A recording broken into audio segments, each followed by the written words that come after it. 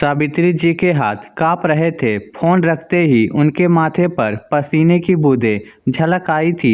अभी अभी उनकी ननद सुलोचना जी का फोन आया था कि वह अपने पूरे परिवार के साथ बेटे बहू और नाती पोतों समेत 2 घंटे में पहुंच रही हैं। सावित्री जी का ब्लड प्रेशर तो वैसे ही बढ़ा रहता था, ऊपर से ये खबर। वे हड़बड़ाते हुए रसोई की तरफ भागी। अरे फ्रिज में तो मटर भी नहीं है। सुलोचना दीदी को मटर पनीर पसंद है और समोसे। उनके दामाद जी को घर के समोसे चाहिए होंगे। हे भगवान, घर भी बिखरा पड़ा है। वह अभी आटे का डिब्बा उतार ही रही थी कि उनकी बहू ईसा लैपटॉप बंद करके रसोई में आई। ईसा एक सॉफ्टवेयर इंजीनियर थी और आज उसकी छुट्टी थी। मम्मी जी, क्या हुआ? आप इतनी परेशान क्यों लग रही हैं? ईसा ने सास के हाथ से डिब्बा लेते हुए पूछा। बेटा, तेरी बुआ सास आ रही है पूरे कुनबे के साथ, और तुझे तो पता है उनकी आदत। खाने में जरा सी कमी हुई तो 10 साल तक ताने मारेगी। जल्दी से आलू उबालने रख दे, मैं बाजार से मटर ले आती हूँ। सावित्री जी की सांस फूल रही थी। ईसा ने शांति से आटे का डिब्बा वापस शेल्फ पर रख दिया और सावित्री जी को पकड़कर कुर्सी पर बैठा दिया। मम्मी जी, शांत हो जाइए। आप बाजार नहीं जा रही हैं और ना ही हम समोसे तलने वाले हैं। सावित्री जी की आंखें फटी की फटी रह गई। तू पागल हो गई है ईसा, वो मेहमान है। और सुलोचना दीदी का स्वभाव। मम्मी जी, मेहमान भगवान होते हैं, पर हम इंसान हैं, रोबोट नहीं। ईसा ने दृढ़ता से कहा। आपके घुटनों में कल से दर्द है। डॉक्टर ने आराम करने को कहा है। अगर हम 2 घंटे में 10 लोगों का खाना बनाने लगेंगे तो शाम तक आपकी हालत खराब हो जाएगी और फिर वो खा पी कर चले जाएंगे। पर आपका दर्द तो हमें देखना पड़ेगा ना। तो क्या भूखा मारेंगे उन्हें? मेरी नाक कट जाएगी समाज में। सावित्री जी रुआं से होकर बोली। नाक नहीं कटेगी मम्मी जी। मैंने शहर के सबसे अच्छे हलवाई से नाश्ता ऑर्डर कर दिया है और खाने के लिए हम बाहर से थाली मंगवा लेंगे।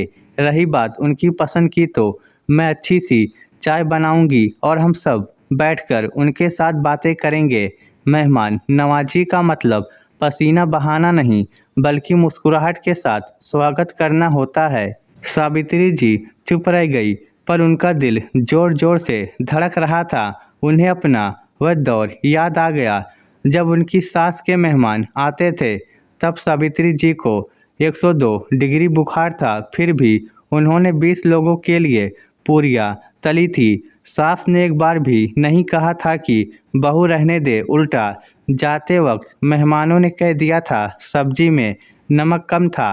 और सावित्री जी घंटों रोई थी। उन्होंने हमेशा यही सीखा था कि खुद को मिटाकर दूसरों को खुश करना ही एक अच्छी बहू का लक्षण है। 2 घंटे बाद मेहमान आए। सुलोचना बुआ आते ही सोफे पर जम गई। अरे भाभी, बड़ी भूख लगी है। सफ़र में तो घर के खाने की याद आ रही थी। सावित्री जी सहम गई। ईसा ने आगे बढ़कर मुस्कुराते हुए नमस्ते किया और मेज पर गर्मा गर्म कचौड़ी, जलेबी और ढोकला सजा दिया। बुआ जी, हमें पता था आप थकी होंगी, इसलिए मैंने शहर की सबसे मशहूर दुकान से ये मंगवाया है।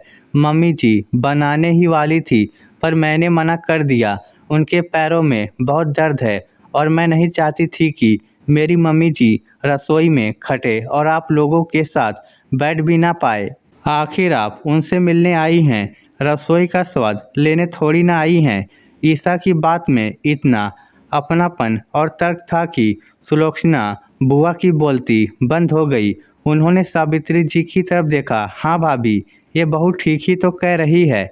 अब उम्र हो गई है, आराम करना चाहिए। और ये बाजार की कचौड़ी तो वाकई बहुत स्वादिष्ट है।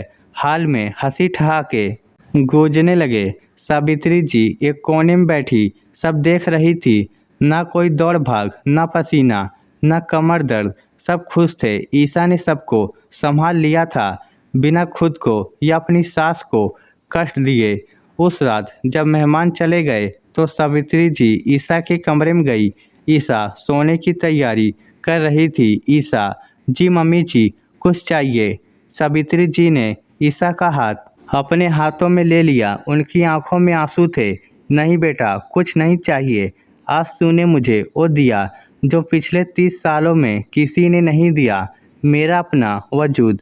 मैं हमेशा सोचती थी कि झुकना और सहना ही संस्कार है, पर आज तूने सिखा दिया कि अपनी तकलीफ बोलकर जताना बदतमीजी नहीं, बल्कि अपनी कद्र करना है। काश काश मेरे ज़माने में भी मुझ में तेरी जितनी हिम्मत होती तो शायद मैं भी अपनी सास को समझा पाती कि मैं भी इंसान हूँ। ईशा ने मुस्कुराकर सास को गले लगा लिया। मम्मी जी, ज़माना बदल गया है। अब बहुएं त्याग की देवी नहीं, बल्कि घर की बेटी बनना चाहती हैं, और बेटी को दर्द में देखकर माँ खुश थोड़ी न रह सकती है। सावित्री जी उस रात बहुत चैन की नींद सोई। उन्हें लगा कि उनके हिस्से का जो विद्रोह अधूरा रह गया था, आज उनकी बहू ने उसे पूरा कर दिया है। घर की शांति चुप्पी साधने से नहीं, बल्कि एक दूसरे को समझने से आती है। इस स्टोरी को लेकर आपकी क्या राय है, नीचे कमेंट करके हमें ज़रूर बताइएगा। धन्यवाद।